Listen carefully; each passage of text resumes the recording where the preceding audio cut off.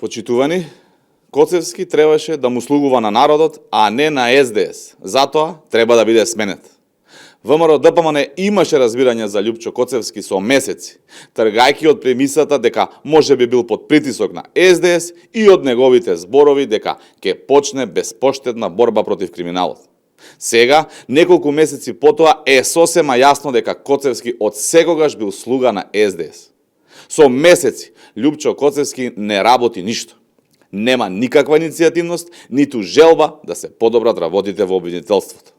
Народот со право е разочаран од правосудството, кога на чело на јавното обвинителство седеше Коцевски, кој со месеци нема отворено еден предмет, а на скалите за мерење на корупција рушиме рекорди. Не може цел свет да гледа корупција и проблем во правосудството, само Љупчо Коцевски, кој треба да се бори против истата, никако да не ја види. На народот му е прекуглава од изговори. Љупчо Коцевски доста беше. Одговорност има.